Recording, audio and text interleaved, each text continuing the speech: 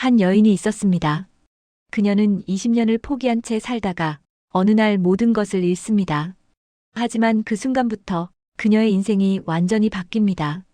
결혼 후 그녀는 그 모든 것을 숨겨야 했습니다.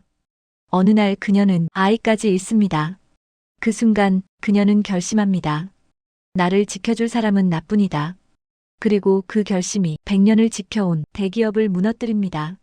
하지만 이 이야기는 복수의 이야기가 아닙니다. 오히려 그 반대입니다.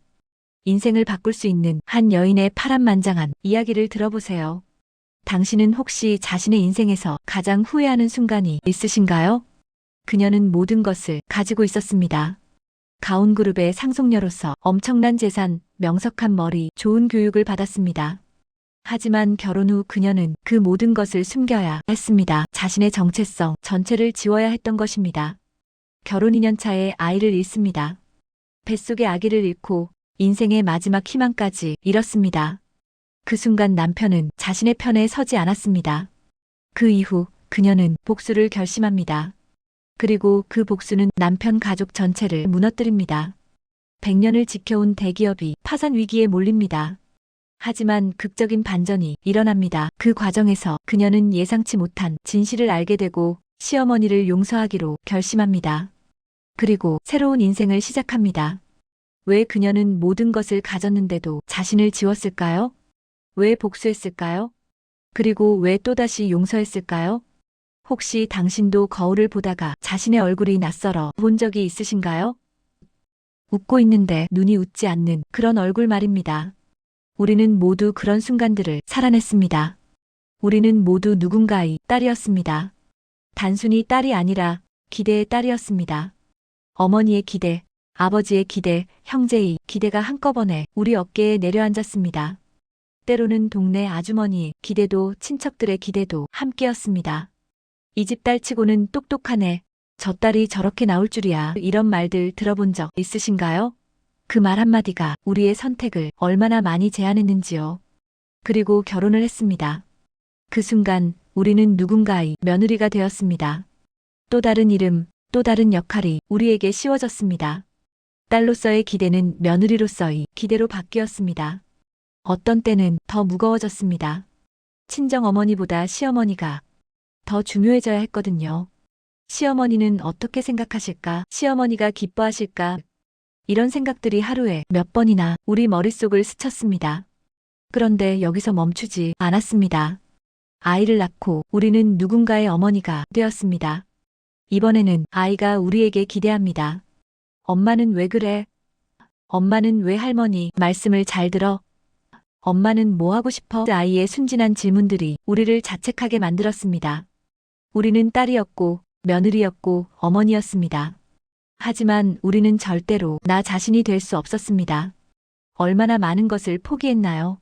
어렸을 때 꿈꿨던 것들, 해보고 싶었던 것들, 그 모든 것을 어느 순간 그건 우리 집 사정상 안 돼 하면서 내려놨습니다. 누군가의 기대가 더 중요했거든요. 그리고 그렇게 포기하는 것이 당연하다고 배웠습니다. 그게 착한 딸, 좋은 며느리, 헌신적인 어머니라는 칭호를 얻는 방법이었거든요. 그 여인의 이름은 중요하지 않습니다. 우리 모두가 그녀일 수도 있으니까요. 하지만 그녀의 상황은 우리보다 더 극단적이었습니다. 그녀는 가온그룹이 상속녀였습니다. 엄청난 재산을 거느린 상속녀였습니다. 당신은 이렇게 생각할 수도 있습니다. 그럼 뭐해? 돈 많으면 행복하지 않나? 맞습니다. 많은 분이 이렇게 생각하실 것 같습니다. 하지만 그게 아닙니다. 오히려 그녀는 그 돈 때문에, 그 신분 때문에 더 큰 고통을 겪게 됩니다. 왜냐하면 그녀는 그것을 숨겨야 했기 때문입니다. 결혼 후 풍산그룹이 며느리가 되면서 그녀는 자신의 모든 것을 포기해야 했습니다. 배고픔을 모르는 여자로 보이고 싶지 않았거든요. 그래서 신분을 숨겼고, 학력을 숨겼고, 능력을 숨겼습니다. 만약 당신이 누군가의 며느리가 되면서 당신의 모든 장점을 숨겨야 한다면 어떨까요? 당신의 학력을, 당신의 능력을, 당신의 가능성을 모두 숨기고 살아야 한다면 그것도 평생을요. 그런 상황에서 당신은 견딜 수 있을까요? 그리고 견디다 보면 자신이 누구인지 정말로 잊게 될까요? 그녀도 마찬가지였습니다. 결혼 생활 2년이 지났을 때 그녀는 거울을 봤습니다. 그리고 그 속의 얼굴을 인식하지 못했습니다. 자신의 목소리도 남이 원하는 톤으로만 나왔습니다. 자신의 생각도 남이 허락한 범위 안에서만 존재했습니다. 그녀는 가짜 며느리로 살고 있었던 것입니다. 진짜 자신은 어디에 있었을까요? 그녀도 모르게 되어 있었습니다. 우리가 이 여인의 이야기를 꼭 들어봐야 하는 이유는 여기에 있습니다. 그녀의 이야기는 우리 이야기이기도 합니다. 그녀가 겪은 고통은 우리가 알고 있는 고통입니다. 그녀가 포기한 것들은 우리도 포기했던 것들입니다. 하지만 달라지는 부분이 있습니다. 극심한 고통 속에서 그녀는 다른 선택을 합니다. 우리가 하지 못했던 선택을 합니다. 그 선택이 무엇일까요? 그리고 그 선택 이후 그녀의 인생은 어떻게 되었을까요? 이제 그 이야기를 들어보겠습니다. 시어머니는 손자를 원했습니다. 단순한 손자가 아니라 풍산그룹의 대를 이을 장손을 원했습니다. 그 집안에서는 아들이 중요했고 아들의 처자들이 가장 중요했습니다. 그녀도 그것을 알고 있었습니다. 그래서 임신했을 때 처음으로 마음을 놨습니다. 모든 포기와 희생이 이 순간을 위한 것이라고 생각했거든요. 아이를 낳으면 달라질 거야. 어머니도 나를 다르게 봐줄 거야. 남편도 자신의 가치를 인정해줄 거야. 이렇게 생각했을 때의 감정이 어땠을까요? 우리 모두 알고 있습니다. 모든 고통이 보상받을 것 같은 그 느낌, 마침내 내가 존재해도 된다는 그 느낌입니다. 하지만 그 순간 모든 것이 무너집니다. 신분이 노출되었습니다. 그녀가 숨겨온 진짜 정체성이 드러났습니다. 가온그룹의 상속녀라는 신분입니다. 상황을 상상해보세요. 시어머니의 눈에 무엇이 비쳤을까요? 분노, 수치심, 배신감, 아마도 그 모든 것이 섞여 있었을 겁니다. 그동안 자신이 며느리를 깎아내린 이유가 무엇이었는가? 더 큰 집안이 상속녀를 억누르고 있었다는 것을 깨달았을 때 무엇을 느꼈을까요? 시어머니는 말했습니다. 너가 우리를 속였다. 우리 집안의 명예를 더럽혔다. 20년을 지켜온 집안의 비밀 명예, 자존심, 그것이 한 며느리 때문에 흔들린다고 생각했을 때의 감정입니다. 우리도 그런 마음을 가져본 적이 있습니다. 누군가가 자신을 속였다고 느꼈을 때 그 배신감과 분노입니다. 하지만 시어머니, 그 감정이 정당하다고 해서 그 다음이 정당한 것은 아닙니다. 폭력이 이어졌습니다. 무자비한 폭력입니다. 누군가가 순수하게 분노할 때의 모습을요. 특히 그 대상이 약한 사람일 때입니다. 그 폭력 속에서 그녀는 뱃속의 아기를 잃었습니다. 우리 중에 출산을 경험하신 분들이 있을 것 같습니다. 당신은 아이를 잉태했을 때 무엇을 느꼈나요? 생명이 자신 안에서 자라날 때의 신비감, 희망감, 두려움, 기대감, 모든 감정이 섞여 있었을 겁니다. 그리고 그 생명을 잃는 순간의 공허함은 어떻게 표현할 수 있을까요? 그녀는 뱃속의 아기를 잃었습니다. 하지만 그것만이 아닙니다. 그녀는 마침내 나도 가치 있는 사람이 될 수 있을 거야라는 희망도 잃었습니다. 인생의 마지막 희망까지 잃었던 것입니다. 그리고 또 다른 상처가 있었습니다. 그 순간 남편은 어머니의 편에 섰습니다. 당신은 이 말이 무슨 뜻인지 아시나요? 가장 의지할 수 있는 사람이 가장 필요한 순간에 당신을 지켜주지 않았다는 뜻입니다. 우리는 결혼할 때 이런 약속을 합니다. 당신의 고통이 나의 고통이 되겠습니다. 혹은 최소한 이렇게 생각합니다. 내 남편은 나를 지켜줄 것이다. 하지만 남편은 당신을 지켜주지 않습니다. 그가 지켜야 할 것은 자신의 어머니라고 생각했기 때문입니다. 이 얼마나 익숙한 상황인가요? 우리 많은 분이 겪어본 일 아닙니까? 남편이 아내보다 어머니를 우선시하는 모습, 아내가 고통받아도 남편은 어머니의 말이 맞다고 생각하는 모습, 그 순간 그녀가 무엇을 깨달았을까요? 아니, 정확히는 자신을 지키지 않았다는 것을 깨달았을 겁니다. 뱃속의 아기를 잃고 남편에게 버려졌을 때 그녀는 누구에게 위로받을 수 있었을까요? 시어머니? 아닙니다. 남편? 그도 아닙니다. 친정어머니? 하지만 그녀도 도와줄 수 없었습니다. 그녀는 완전히 혼자였습니다. 병원 침대에 누워 뱃속이 비어버린 느낌을 안고 마음도 비어버린 상태로 누워 있었습니다. 우리 중에도 그런 경험이 있으신 분이 있을까요? 모든 것을 잃었다고 느껴본 순간입니다. 아이를 잃거나 사랑하는 사람에게 버려지거나 자신의 존재가 아무것도 아니라는 것을 깨닫거나 합니다. 그 순간 그녀는 결심합니다. 병원 침대에 누워 있습니다. 하얀 천장을 보고 있습니다. 몸도 텅 비어 있고 마음도 텅 비어 있습니다. 그때 그녀는 생각하기 시작했습니다. 생각하지 않을 수 없었습니다. 누가 나를 지켜줄 것인가? 이 질문에 대한 답을 찾기 시작했습니다. 시어머니? 아닙니다. 시어머니는 자신을 억누르고 있었습니다. 남편? 아닙니다. 남편은 어머니의 편에 섰습니다.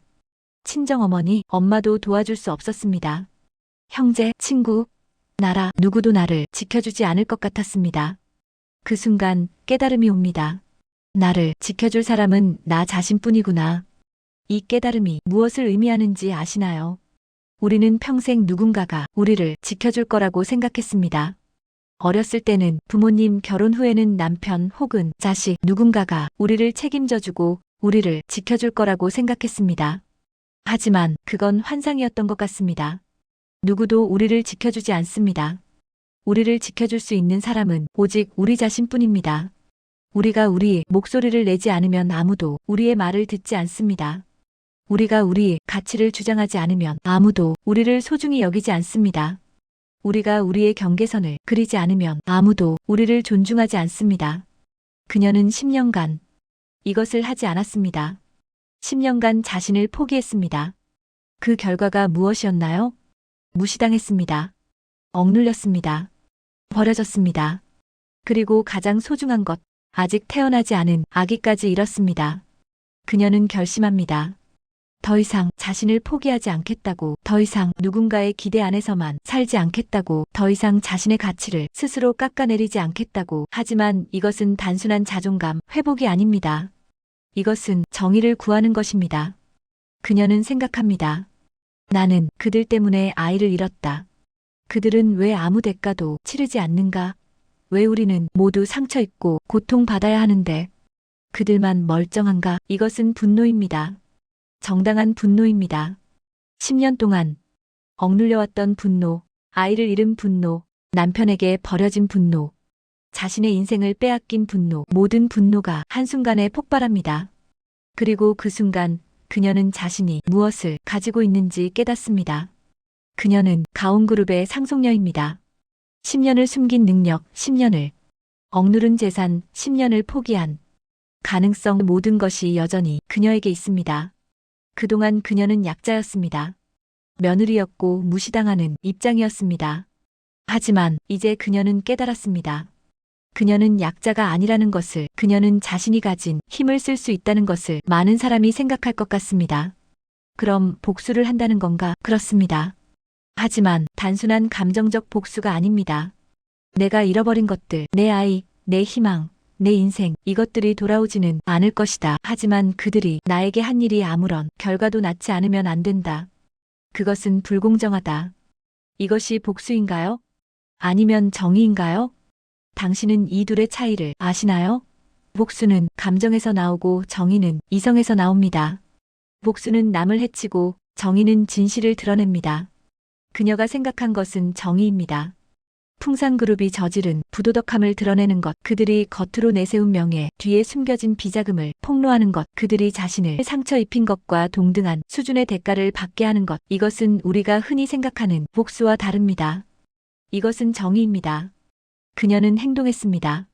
처음에는 작은 움직임이었습니다. 가온그룹의 데이터 시스템을 풍산그룹과의 계약에서 빼내는 것입니다. 이것은 풍산그룹에게 타격입니다. 하지만 그것만이 아니었습니다. 그녀는 풍산그룹이 비자금을 폭로했습니다. 그들이 얼마나 위선적인지 세상에 드러냈습니다. 그들이 자랑하던 ESG 경영, 친환경 경영, 도덕적 기업, 이 모든 것이 거짓이었다는 것입니다. 그리고 그 결과는 어땠을까요? 풍산그룹은 무너졌습니다. 100년을 지켜온 기업이, 수십 년을 쌓은 명예가 순식간에 사라졌습니다. 그런데 여기서 흥미로운 것이 있습니다. 복수를 통해 분노를 해소했을까요? 처음에는 그렇다고 생각했을 겁니다. 풍산그룹이 무너지고 시어머니가 고통받을 때 그녀는 통쾌함을 느꼈을 겁니다. 하지만 그것도 잠깐이었습니다. 왜냐하면 복수는 사실 아무것도 돌려놓지 못했기 때문입니다. 그녀의 아이는 여전히 돌아오지 않았습니다. 그녀의 10년은 여전히 돌아오지 않았습니다. 그녀의 희망은 여전히 돌아오지 않았습니다. 복수의 끝에서 그녀는 또 다른 공허함을 마주합니다. 이것이 정의인가? 이것이 나를 구하는가? 그렇지 않았습니다. 그녀는 깨닫습니다. 진정한 정의는 남을 무너뜨리는 것이 아니라 진실을 드러내는 것이라는 것을, 진정한 치유는 누군가를 고통받게 하는 것이 아니라 자신의 상처를 마주하는 것이라는 것을. 풍산그룹이 무너지고 시어머니의 인생이 박살났을 때 그녀는 그것으로 끝이라고 생각했습니다. 정의가 실현되었다고 생각했습니다. 이제 평화가 올 거야. 이제 내 마음이 조금 편해질 거야. 이제 이 모든 고통이 의미를 가질 거야. 하지만 조사가 진행되면서 충격적인 진실이 드러났습니다. 비자금의 진짜 설계자는 남편이었습니다. 그것도 훨씬 더 큰 규모로, 훨씬 더 오래전부터 진행되어 왔던 비자금을 남편이 은폐하고 조작하고 거짓말을 하면서 만들어낸 비자금이었습니다. 시어머니는 그것을 모르고 있었을 가능성이 높았습니다. 그런데 여기서 놀라운 일이 일어났습니다. 시어머니가 모든 죄를 뒤집어 썼습니다. 자신이 지은 죄가 아닌데도, 자신이 설계한 비자금이 아닌데도 법정에서 모든 책임을 자신에게 뒤집어 썼습니다. 자신이 감옥에 가겠다고 선택했습니다. 왜였을까요? 그 이유를 생각해 본 순간 그녀의 마음이 흔들렸습니다. 당신은 이 상황을 상상해 보신 적이 있나요? 자신의 아들이 저지른 죄를 자신이 대신 감옥에 가면서까지 지켜내는 모성의 말입니다. 시어머니는 나이 많은 여인이었습니다. 남은 인생이 많지 않은 여인이었습니다. 이미 건강도 좋지 않았습니다. 하지만 그녀는 선택했습니다. 자신의 나머지 인생을 감옥에서 보낼지라도 아들을 지켜야겠다고 생각했습니다. 손자도 보지 못하고 세상의 햇빛도 제대로 못 받으면서 자신의 아들을 보호하기로 결심했습니다. 우리는 이런 선택을 이해할 수 있나요? 이 얼마나 절대적인 사랑인가요? 이 얼마나 맹목적인 희생인가요? 그 순간 그녀의 가슴이 철렁 내려앉았습니다. 자신이 믿었던 것이 흔들렸습니다. 자신이 정의라고 생각했던 것, 옳다고 생각했던 것이 더 이상 그렇게 단순하지 않아 보였습니다. 그녀는 깨달았습니다. 시어머니도 결국 자식을 위해 모든 것을 포기한 세대였다는 것을 말입니다. 그녀와 다르지 않았습니다. 아니, 어쩌면 훨씬 더 극단적으로 자신을 포기한 세대였습니다. 생각해보세요. 시어머니가 이렇게까지 하는 이유가 무엇일까요? 단순히 아들을 사랑해서 맞습니다. 하지만 그것만이 아닙니다. 더 깊게 파고 들어가면 시어머니도 평생 그렇게 배웠을 겁니다. 어머니는 자식을 위해 희생해야 한다. 어머니의 역할은 자식을 지키는 것이다. 자식을 위해서라면 자신은 포기해도 된다. 이런 말들을 평생 들으면서 이런 역할을 평생 하면서 살아왔을 겁니다. 그리고 그 결과는 무엇이었나요? 시어머니는 자신이 누구인지 잊었습니다. 자신의 인생을 살지 못했습니다. 그리고 결국 자식까지 제대로 지켜내지 못했습니다. 오히려 자식이 범죄자가 되는 것을 막지 못했습니다. 자식이 폭력을 쓰는 것을 말리지 못했습니다. 아들의 죄를 뒤집어 써야 하는 상황까지 오게 되었습니다. 이것이 무조건적인 희생의 결과였습니다. 그 순간 사실 무서운 것을 깨달았습니다. 자신도 같은 세대였다는 것입니다. 자신도 딸로서, 며느리로서, 어머니로서 평생 자신을 포기하라는 말을 들으면서 살았습니다. 자신도 그렇게 살아왔습니다.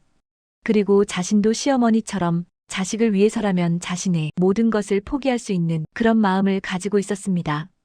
다만 다른 점이 있었다면 자신은 그 기회를 잃었다는 것입니다. 아이를 잃었으니까요. 만약 아이를 낳았다면 어땠을까요? 아마도 자신도 시어머니처럼 했을 겁니다. 자신도 자식을 위해 모든 것을 포기했을 겁니다. 자신도 자식의 죄를 뒤집어 썼을 수도 있습니다. 자신도 감옥을 선택했을 수도 있습니다. 왜냐하면 자신도 같은 세대의 여인이었기 때문입니다. 같은 문화 속에서 자랐기 때문입니다. 같은 가르침을 받았기 때문입니다. 이 깨달음 앞에서 그녀는 시어머니에게 느껴지는 분노가 사라지는 것을 느꼈습니다. 시어머니를 미워할 수 없게 되었습니다. 왜냐하면 시어머니도 피해자였기 때문입니다. 자신과 같은 방식으로 자신 세대의 아버지와 어머니에 의해 만들어진 피해자였기 때문입니다. 그리고 남편도 마찬가지였습니다. 남편도 시어머니 이런 무조건적인 희생 속에서 자라났습니다. 남편도 배웠을 겁니다. 어머니가 모든 것을 챙겨주니 나는 책임지지 않아도 된다. 내가 저지른 잘못을 어머니가 처리해주니 나는 죄책감을 느낄 필요가 없다. 이렇게 대물림되는 비극이 있습니다. 세대에서 세대로, 부모에서 자식으로, 어머니에서 딸로 전해지는 비극 말입니다. 희생은 자식을 망치고 무책임함도 전승되고 죄책감도 자꾸 시어머니 세대로만 돌아옵니다. 그녀는 그제야 깨달았습니다. 진정한 원인은 누구인가? 시어머니? 남편? 아닙니다. 시어머니를 만든 사회, 이런 여성상을 만든 세상, 이런 희생을 당연하게 여기는 문화 말입니다. 그리고 무엇보다 무서운 깨달음은 이것이었습니다. 나는 혼자가 아니구나. 시어머니도 남편도 그리고 나도 모두 이 비극 속의 등장인물일 뿐이구나. 그 깨달음은 복수의 정당성을 빼앗아 버렸습니다. 하지만 동시에 더 큰 것을 주었습니다. 우리 세대는 정의보다 가족을 우선했습니다. 그것이 우리의 비극이다. 이 생각이 그녀의 마음을 장악했습니다. 시어머니를 향한 분노는 이제 연민으로 바뀌었습니다. 남편을 향한 증오도 이제 이해로 바뀌었습니다. 그들도 모두 이 비극적 순환 속에서 벗어나지 못한 사람들이었기 때문입니다. 그리고 그것은 동시에 자신에게 가장 큰 질문을 던졌습니다. 그렇다면 나는 어떻게 해야 하는가? 나는 이 비극을 계속할 것인가? 아니면 끝낼 것인가? 자신은 이제 선택할 수 있는 입장입니다. 정의를 계속 추구할 수도 있고 용서를 선택할 수도 있습니다. 복수를 계속할 수도 있고 손을 거둘 수도 있습니다. 그 순간 자신은 깨달았습니다. 자신이 세대의 비극을 끝낼 수 있는 사람이 될 수 있다는 것을, 자신의 선택이 미래 세대를 바꿀 수 있다는 것을, 자신이 먼저 이 순환을 끊으면 적어도 자신은 이 비극의 역사를 대물림하지 않을 수 있다는 것을 시어머니가 그녀 앞에 나타났습니다. 나이 많은 여인의 무릎이 땅에 닿는 소리가 들렸습니다. 당신은 이 소리를 들어본 적이 있나요? 누군가가 진심으로 잘못을 빌 때, 자신의 모든 자존심을 내려놓고 무릎을 꿇을 때 나는 그 절망적인 소리 말입니다. 시어머니는 울면서 말했습니다. 내가 잘못 생각했어. 이 한마디가 얼마나 무거운 문장인지 아시나요? 평생을 주인으로 살았던 여인이 시어머니로서의 권위를 내려놓고 내가 잘못했어. 용서를 빌었습니다. 그녀는 내 아기를 죽게 했습니다. 이 말이 나올 때 그녀는 눈물을 흘렸습니다. 시어머니도 그때 자신이 한 일이 무엇인지 깨달았던 것입니다. 자신이 아이를 빼앗았다는 것을, 새 생명을 이 세상에 태어나지 못하게 했다는 것을, 그 죄를 깨달았습니다. 시어머니의 울음이 그녀의 마음을 무너뜨렸습니다. 당신은 누군가를 진심으로 용서해 본 적이 있으신가요? 용서란 무엇일까요? 그 사람을 위한 것이 아닙니다. 당신을 위한 것입니다. 당신의 마음속에 맺혀있는 묵은 분노, 원한, 고통을 내려놓는 것입니다. 그녀는 생각했습니다. 시어머니를 용서하면 어떻게 될까? 시어머니를 적으로 다루던 자신의 마음이 어떻게 될까? 20년을 억눌렀던 분노, 아이를 잃은 고통, 남편에게 버려진 상처, 이 모든 것이 해결될까? 아니, 용서한다고 해서 그 상처가 없어지지는 않을 것입니다. 하지만 그 상처를 계속 들고 다니지는 않아도 된다는 것을 깨달았습니다. 그녀는 결정했습니다. 복수를 멈추기로 결심했습니다. 정의를 계속 추구하는 것도 멈추기로 결심했습니다. 대신 용서를 선택했습니다. 이것은 약함이 아니었습니다. 오히려 훨씬 더 큰 용기가 필요했습니다. 계속 분노하고 복수하는 것이 더 쉬웠을 겁니다. 왜냐하면 분노와 복수는 자신을 정당화해주기 때문입니다. 나는 피해자다. 나는 옳다. 나는 모든 짓을 해도 된다. 하지만 용서는 다릅니다. 용서하기로 결정한 순간 자신도 자신의 행동에 책임을 져야 합니다. 그녀는 풍산그룹을 인수했습니다. 자신이 무너뜨린 그 기업을 자신의 돈으로 다시 일으켰습니다. 모든 부채를 청산했습니다. 이것은 시어머니를 위한 것이 아니었습니다. 자신을 위한 것이었습니다. 자신의 마음이 더 이상 복수로 얼룩지지 않기 위함이었습니다. 풍산그룹이 다시 일어섰을 때 모든 것이 해결된 줄 알았습니다. 이제 평화가 올 거야. 이제 내 마음이 편해질 거야. 하지만 아니었습니다. 여전히 마음이 텅 비어 있었습니다. 여전히 공허했습니다. 여전히 아파했습니다. 왜일까요? 그 이유를 깨달았을 때 그녀는 또 다른 진실을 마주해야 했습니다. 용서와 정의의 추구는 사실 같은 것이 아니었습니다. 복수를 멈추고 용서했다고 해서 상처가 사라지지는 않습니다. 남편에게 버려진 아픔이 없어지지는 않습니다. 아이를 잃은 고통이 사라지지는 않습니다. 진정한 치유는 무엇일까요? 그녀는 깨달았습니다.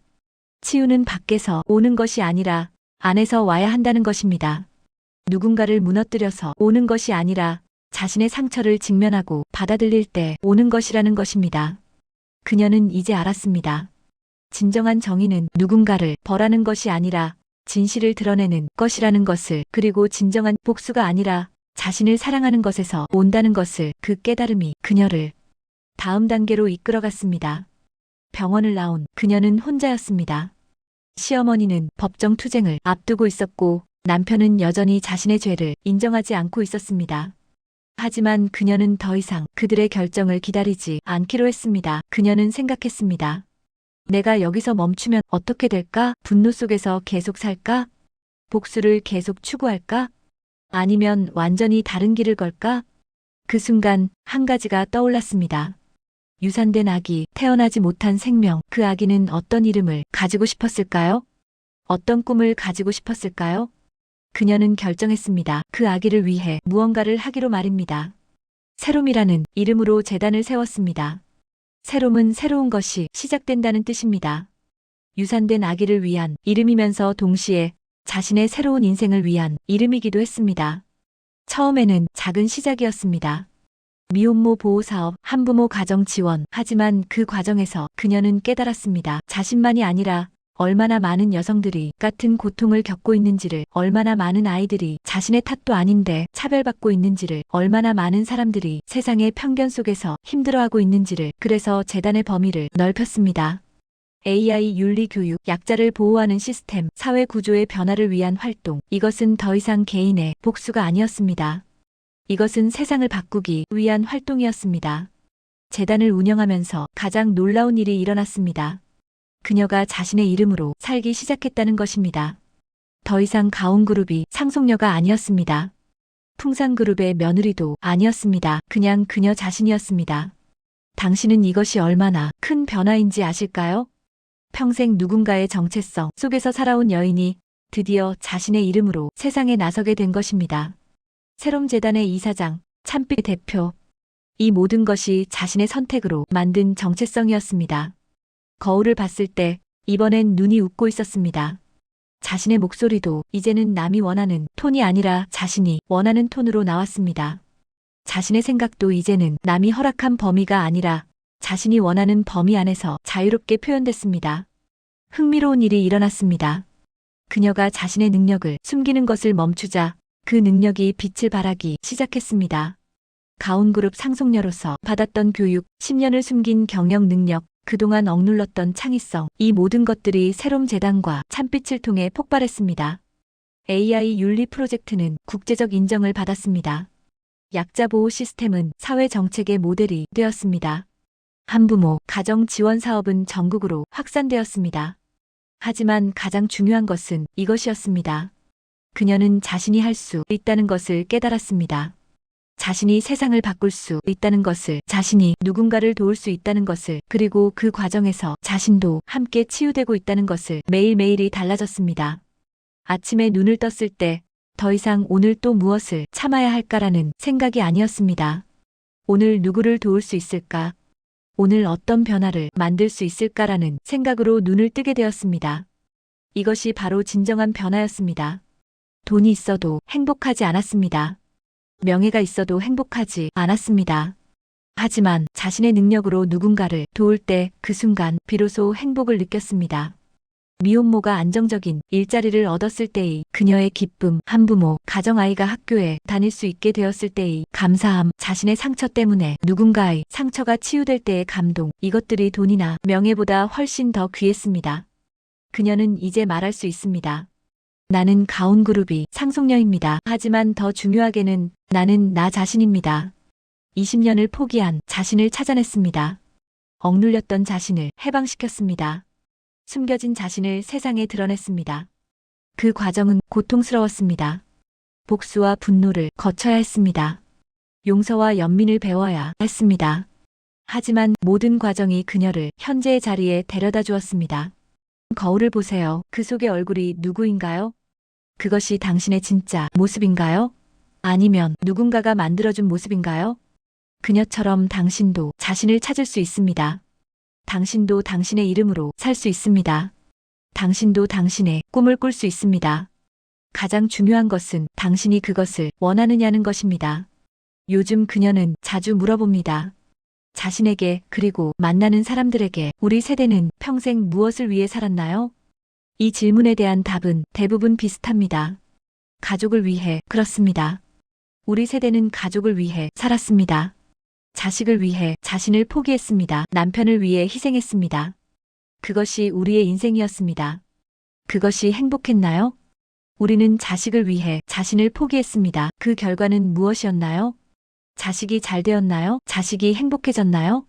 자식이 우리를 감사했나요? 때로는 그렇기도 했을 것입니다. 하지만 대부분의 경우 우리의 희생은 자식에게 짐이 되었습니다. 우리의 포기는 자식의 죄책감이 되었습니다. 우리의 사랑은 자식을 질식시켰습니다. 그녀도 그것을 목격했습니다. 시어머니의 무조건적인 희생이 남편을 어떻게 망쳤는지를, 아들이 어떤 책임감 없는 남자가 되었는지를, 어머니의 사랑이 어떻게 아들을 성장하지 못하게 했는지를. 그렇다면 진정한 힘은 무엇일까요? 우리는 평생 힘을 잘못 이해했던 것 같습니다. 돈이 힘이라고 생각했습니다. 그래서 돈을 벌기 위해 자신을 포기했습니다. 명예가 힘이라고 생각했습니다. 그래서 명예를 위해 자신을 억눌렀습니다. 가족이 힘이라고 생각했습니다. 그래서 가족을 위해 자신을 지웠습니다. 하지만 그 모든 것들이 사라질 수 있습니다. 돈은 언제든 없어질 수 있습니다. 명예도 한순간에 사라질 수 있습니다. 가족도 우리를 배신할 수 있습니다. 이 여인이 그것을 증명했습니다. 그렇다면 사라지지 않는 것은 무엇일까요? 빼앗길 수 없는 것은 무엇일까요? 그것은 진심입니다. 자신의 진심, 자신의 신념, 자신의 용기입니다. 이 여인은 복수할 수 있었습니다. 그것이 더 쉬웠을 겁니다. 시어머니를 완전히 무너뜨릴 수 있었습니다. 남편을 완전히 파괴할 수 있었습니다. 그리고 아무도 그녀를 탓할 수 없었을 겁니다. 왜냐하면 그녀는 피해자였으니까요. 하지만 그녀는 다른 선택을 했습니다. 시어머니를 용서하기로 선택했습니다. 비록 상처가 남아있어도, 비록 고통이 계속되어도 그녀는 용서를 선택했습니다. 당신은 이것이 약한 선택이라고 생각하나요? 당신은 이것이 패배라고 생각하나요? 아닙니다. 이것이 진정한 강함입니다. 계속 분노하고 복수하는 것이 더 쉽습니다. 왜냐하면 분노와 복수는 자신을 정당화해주기 때문입니다. 하지만 용서는 자신의 약점을 인정하는 것입니다. 자신도 완벽하지 않다는 것을 인정하는 것입니다. 자신도 같은 세대의 피해자라는 것을 인정하는 것입니다. 이것이 진정한 용기입니다. 진심을 지키는 용기, 자신의 신념을 끝까지 지키는 용기, 혼자가 되어도 자신의 길을 가는 용기. 이 여인이 배운 가장 큰 교훈은 이것입니다. 타인을 이해하는 능력. 시어머니를 미워했을 때 그녀는 약했습니다.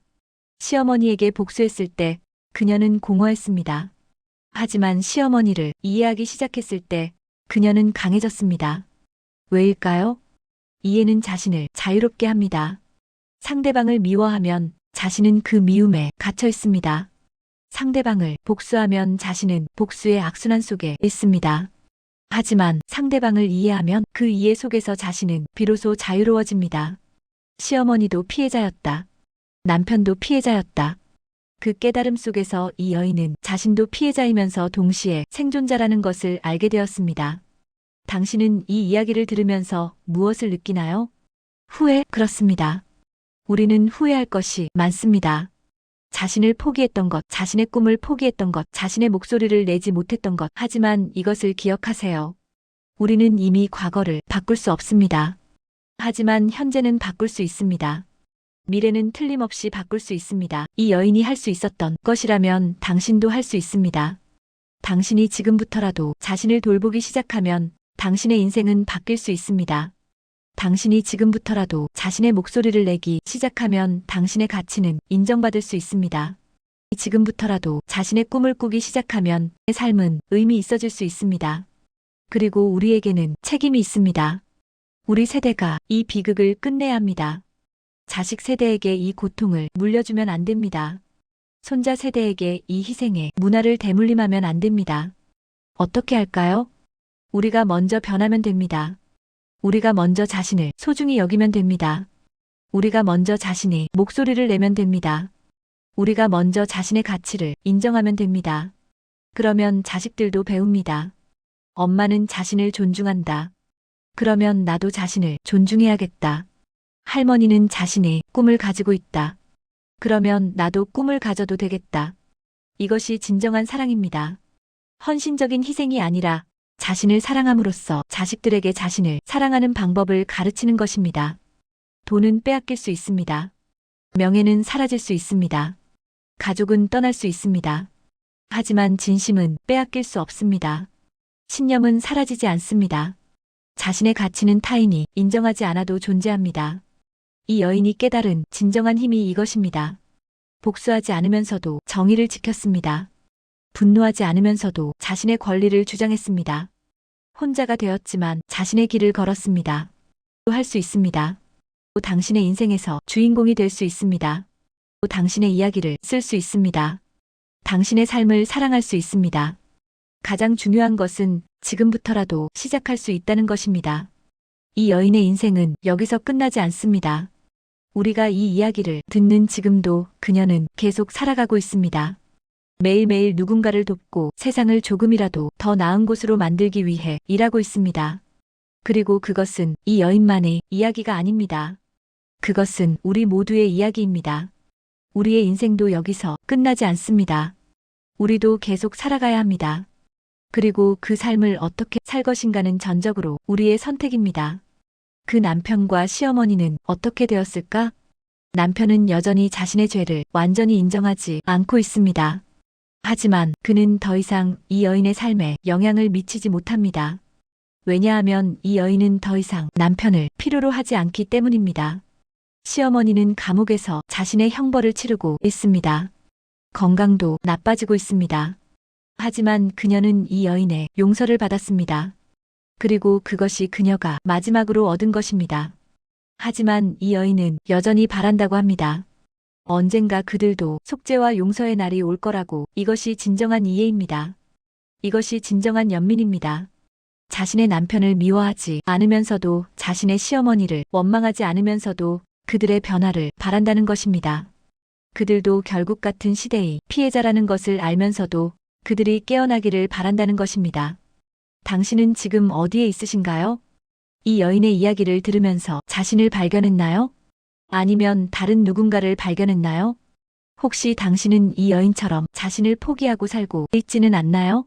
혹시 당신은 누군가의 기대 속에 갇혀 자신의 목소리를 내지 못하고 있지는 않나요? 이 시점에서 우리가 물어야 할 질문이 있습니다.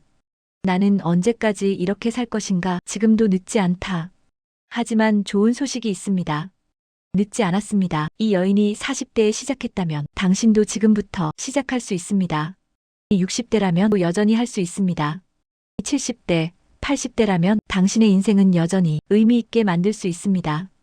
왜냐하면 인생은 길이가 아니라 깊이로 평가되기 때문입니다. 10년을 자신을 포기하면서 살 수도 있습니다. 10년을 자신을 사랑하면서 살 수도 있습니다. 같은 시간이라도 자신이 어떻게 사느냐에 따라 그 의미는 완전히 달라집니다. 지금부터라도 자신을 돌보기 시작하면 남은 인생은 달라질 수 있습니다. 지금부터라도 자신의 목소리를 내기 시작하면 당신의 가치는 인정받을 수 있습니다. 지금부터라도 자신의 꿈을 꾸기 시작하면 삶은 빛날 수 있습니다. 우리에게는 얼마나 많은 시간이 남아있을까요? 아무도 모릅니다. 내일이 있을지도 내년이 있을지도 모릅니다. 하지만 확실한 것이 하나 있습니다. 지금 이 순간은 우리의 것입니다. 지금 이 순간 자신을 소중히 여길 수 있습니다. 지금 이 순간 자신의 목소리를 낼 수 있습니다. 지금 이 순간 자신의 결정을 내릴 수 있습니다. 내일은 보장되지 않지만 지금은 당신의 것입니다. 이 여인이 얻은 가장 큰 선물은 무엇일까요? 돈, 명예 아닙니다. 그것은 용서의 기쁨입니다. 자신을 용서하는 기쁨, 자신이 완벽하지 않아도 된다는 것을 깨닫는 기쁨, 자신도 실수하고 상처 입을 수 있다는 것을 받아들이는 기쁨, 그리고 다른 사람을 용서하는 기쁨, 상대방도 같은 시대의 피해자라는 것을 이해하는 기쁨, 자신이 상대방의 모든 짓을 용서할 수 있다는 깨달음의 기쁨, 이것이 진정한 자유입니다. 이 영상을 보시는 당신에게 묻고 싶습니다. 누군가를 용서해야 할 사람이 있나요? 누군가에게 용서를 구해야 할 사람이 있나요?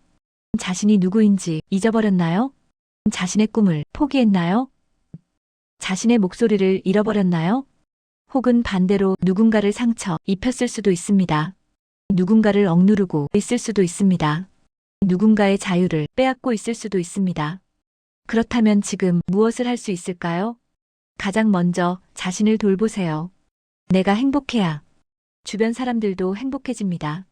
이 자신을 사랑해야 주변 사람들도 사랑받는 법을 배웁니다. 이 자신의 가치를 인정해야 내 자식들도 자신의 가치를 인정받습니다. 타인을 이해하세요. 상대방도 어떤 이유가 있어서 그런 행동을 했을지도 모릅니다. 상대방도 자신의 세대의 상처를 가지고 있을지도 모릅니다. 상대방도 변할 수 있는 가능성을 가지고 있습니다. 그리고 마지막으로 용서하세요. 용서는 상대방을 위한 것이 아니라 자신을 위한 것입니다. 용서하지 않으면 자신은 계속 미움 속에서 살아가야 합니다. 하지만 용서하면 자신은 비로소 자유로워집니다. 이 여인의 인생도 계속됩니다. 우리의 인생도 계속됩니다. 중요한 것은 어떻게 계속되느냐는 것입니다. 자신을 포기하면서 계속될 것인가? 아니면 자신을 사랑하면서 계속될 것인가? 누군가에게 억눌려서 계속될 것인가? 아니면 자신의 목소리를 내면서 계속될 것인가? 분노와 미움 속에서 계속될 것인가? 아니면 이해와 용서 속에서 계속될 것인가? 이 선택은 전적으로 당신의 것입니다. 이 여인은 이미 자신의 선택을 했습니다. 그리고 그 선택으로 인해 그녀의 삶은 완전히 달라졌습니다. 당신도 선택할 수 있습니다. 지금 이 순간 내 인생을 주인공으로서 살 것인지 조연으로서 살 것인지를 선택할 수 있습니다. 누군가가 쓴 이야기를 읽을 것인지를 선택할 수 있습니다. 우리 세대는 많은 것을 포기했습니다. 하지만 우리가 포기할 필요 없는 것이 하나 있습니다. 그것은 우리의 내일입니다. 이 여인처럼 새로운 삶을 시작할 수 있습니다. 또 용서의 길을 걸 수 있습니다. 또 자신의 이름으로 살 수 있습니다. 그리고 가장 중요한 것은 이것입니다. 절대로 혼자가 아니라는 것입니다. 이 여인도 같은 세대를 살았습니다. 우리도 당신 옆에 있습니다. 그리고 언젠가 당신의 용기 있는 선택이 누군가의 삶을 바꿀 수도 있습니다. 삶은 계속됩니다. 그리고 선택에 따라 그 계속되는 삶이 얼마나 아름다울지가 결정됩니다. 어디로 가고 싶은가요? 누가 되고 싶은가요? 그 답이 당신 안에 있습니다. 이 글이 공감이 되셨다면 구독과 좋아요 부탁드립니다. 여러분이 이 여인이라면 어떤 선택을 했을까요? 복수를 계속했다. 용서를 선택했다. 댓글로 알려주세요. 긴 시간 함께 해주셔서 감사합니다. 건강하시고 행복하세요.